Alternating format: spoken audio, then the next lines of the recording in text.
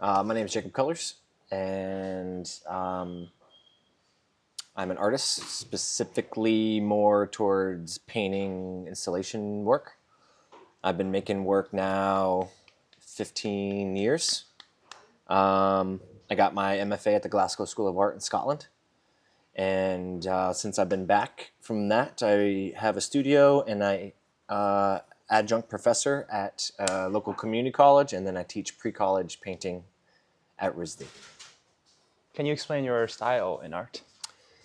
Yeah, my style's kind of evolved. I think one thing that's been throughout the work is more of like an improvisation on in the process of making the work.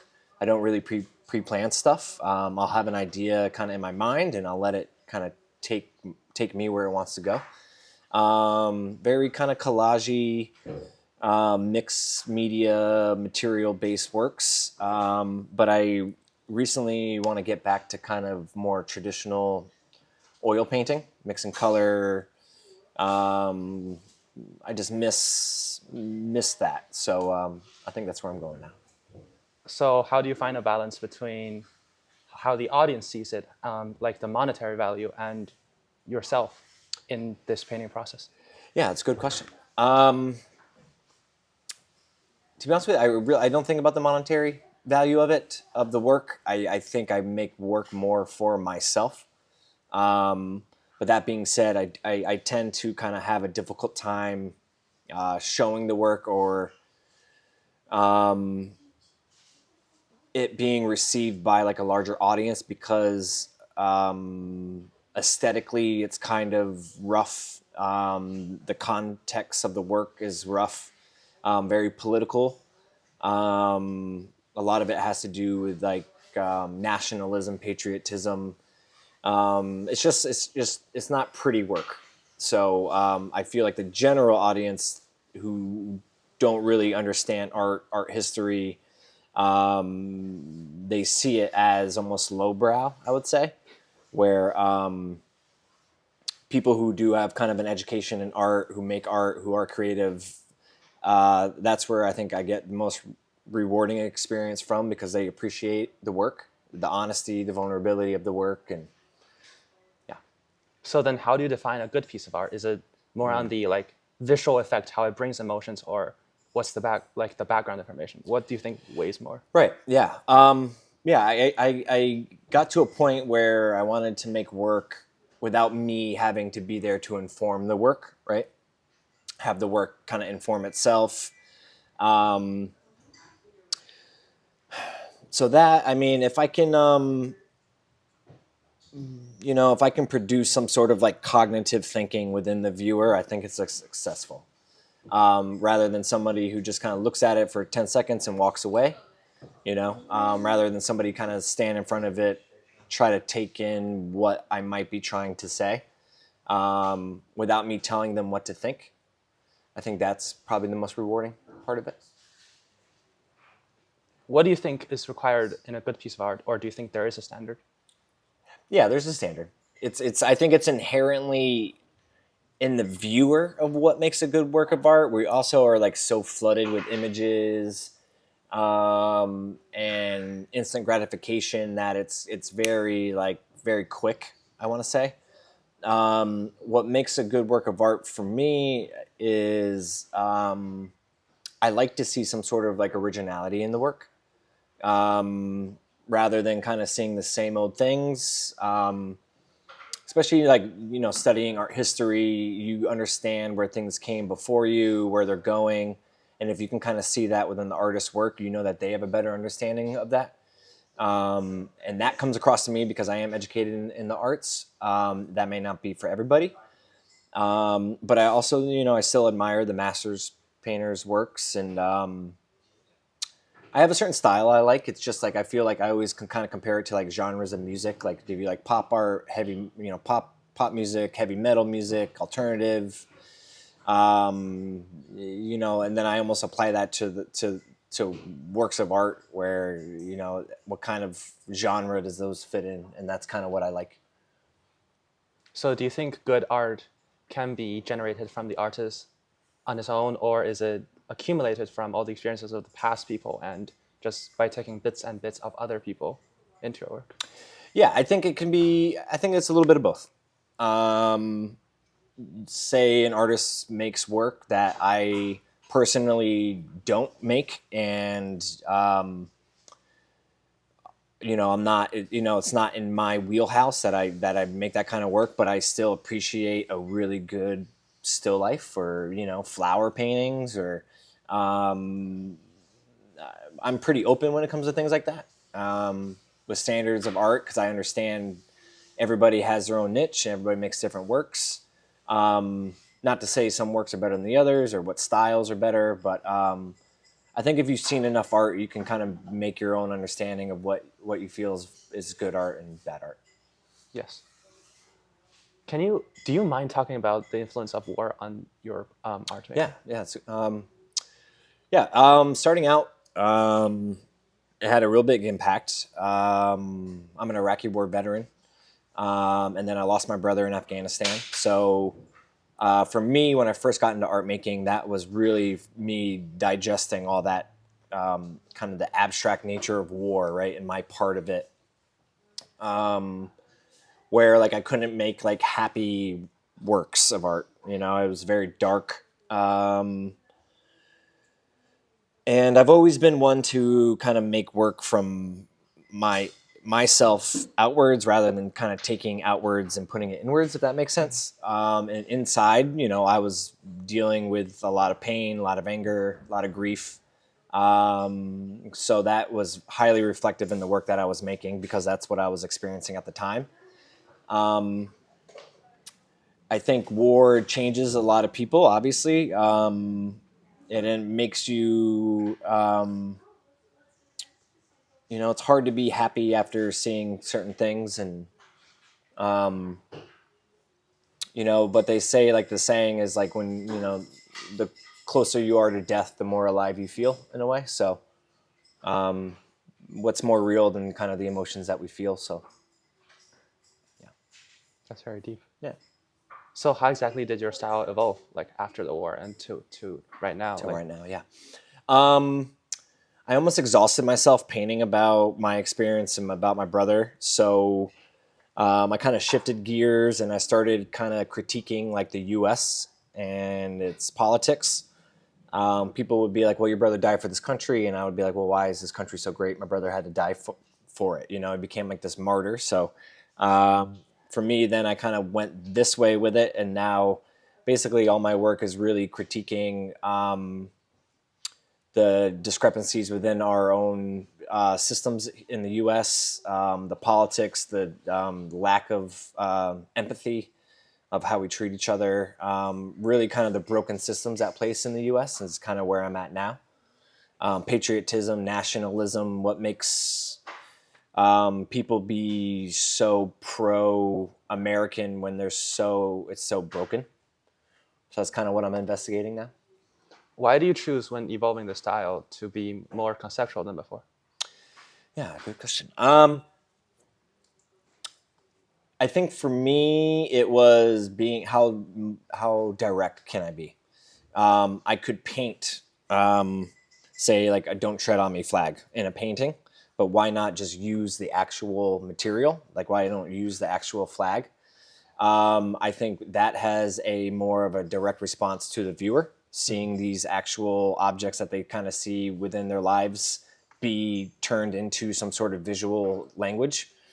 I think for me, it was just more having a more direct impact onto the viewer with the work. What do you think about modern art? Modern art. I love modern art. I love old art. I just love art. I think some modern art can be a little bit too encrypted, if that makes sense. It's a little hard to read. I think a lot of it is almost sometimes lazy in a way. But I get it, right? It's part of their art practice. Not all conceptual art I feel is lazy, but there is some lazy conceptual art, I would say. One who, like myself, who kind of labors in the studio, makes the canvas, stretches it, makes a painting, makes an object. That's just kind of one way of making, and that's kind of what I appreciate more, rather than just more so like the execution of an idea. How simple can you execute it? How complex can you execute it? For me, there's worth in the process, where I think some modern art, it's not about the process. It's about what you see is what you get, kind of thing. So do you think the concept matters more, or the aesthetics matter more? Well, I think every artist should worry about aesthetics, whether it's good aesthetics or bad aesthetics, right? It is So what do you think subjective. about the banana on the wall? Banana on the wall. I think I am jealous that the artist made $150,000 in a matter of seconds. But other than that, I'm not a fan of it. But that artist does have other work that I am a fan of. So, I think if you learn enough about the art market, a lot of it is about money and commodity and the profit on ideas. And I think some people are better at that than others, and I think the banana, Catalan, the artist, is good at that. So What do you think is shaping how the art world is going? I think it's money, but I think a lot of now, like the big name galleries, they're having a harder time. I think there's almost getting a resurrection and kind of finding these underrepresented artists and discovering them and putting their work more so than getting kind of these existing big names out there, which is good. I just hope I'm part of that eventually. Yeah. Me too. Yeah. What do you think is going to happen in the future of like let's say 50 years of our art world? I was thinking whether it should go back to more classical or more diverse. Yeah, 50 years from now, man. It's tough because it's not really like a general consensus of what makes a certain artist or artwork elevated, right? It's kind of these select few big names, galleries, auction sales that kind of elevate these artists into this pedestal. So maybe that will change, which will be good. It's sad to say, but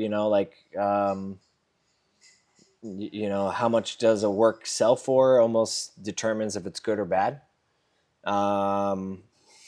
But that's kind of the name of the game, right? It's selling your work and getting it seen by the right people. So hopefully that changes. So you're saying art is defined by money? Most big, yeah, right now. Then how would you consider your own art? Poor, because I think it depends on the level of success you want, right? Or I just want to be able to make a living to provide for my family. I don't want to be a millionaire. I don't need a big house. I just want to be able to do what I love and be able to support my family doing it. That does mean me having to sell work, right? So that's what I have to do. It's part of what you sign up for. I don't want to be a struggling, starving artist, I want my work to be shown. I want my peers to understand and to like my work. I think more so than I want that recognition for sure. But all these ingenious modern artists that we know, they didn't follow like any path. I don't think they really thought about money, but they only like went for their idea and concepts. Right? Yeah. But you got to be careful because you got to a lot of those artists came from money, and that helps. You're right. So I think it's a little harder. I think then we start talking about almost like class, right? Middle class, the lower class, and I think that's where a lot of the discrepancies are. A lot of people can't afford to go to prestigious schools, right? But those people who can't afford, they go and they get that networking in because of the school, and they meet other artists and people with big walls and big houses need big works of art. So, yeah. My last question is, what is your opinion on AI and creating art? AI and creating art. I'm not against AI. I think it should be used as a tool. Now, there are concerns about kind of the environmental impact that AI is having, and I understand that. But just like everything, as the world's evolving, AI isn't going away. If not, it's going to become more prevalent in kind of our everyday lives. So I'm all about using it as a tool to get to where you want, but not completely just using it and calling it art. It still needs kind of that human touch on things. So you think it can never overtake us? It could, which would be scary. I just think of like Terminator, the movie, but which is kind of terrifying. But you think about war, right? 100 years ago, hand-to-hand combat, right? And that's what it was. And now we can kill somebody from sitting behind a chair and a desk, and that's only going to keep evolving. So rather than fighting against it, I feel you should just go with it. Okay. Yeah. That's great. Thank you. Yeah, thank you. I love the questions. Oh.